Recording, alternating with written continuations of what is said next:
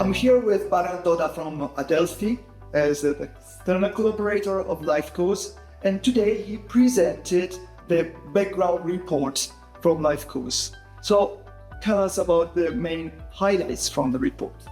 Thank you, Simone. It was a great pleasure to work on this report, and I think we've learned a lot about the way that carbon markets are evolving as we wrote it. Because what happened in the last year?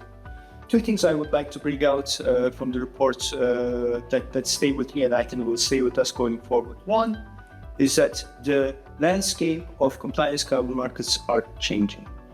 We have traditionally seen cap and trade systems where an absolute limit on emissions has been the main organizing principle.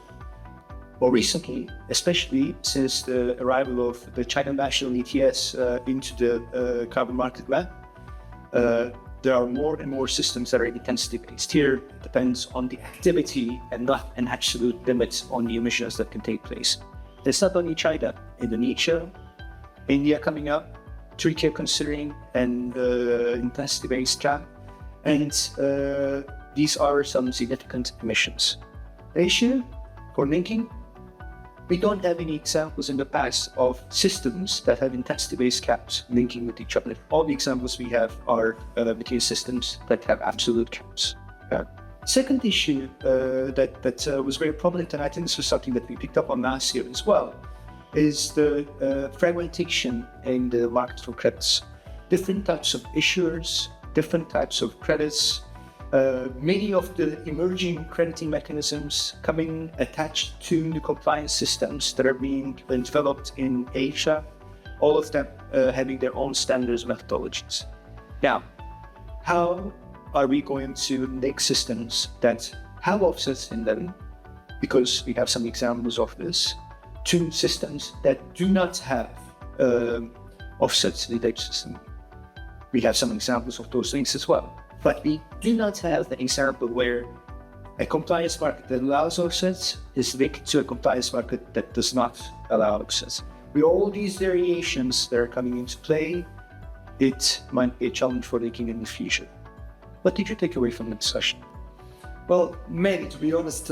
I'll try to summarize a few of them.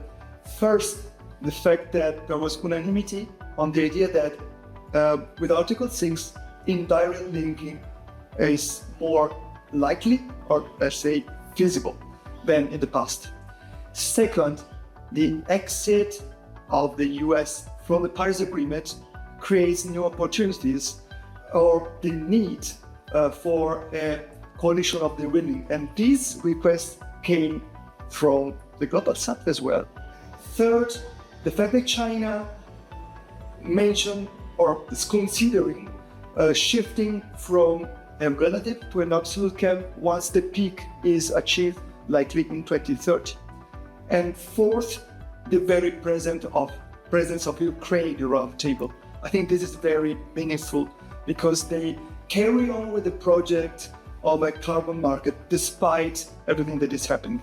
So we will see what will happen in the future, maybe next year, but many interesting takeaways from this event.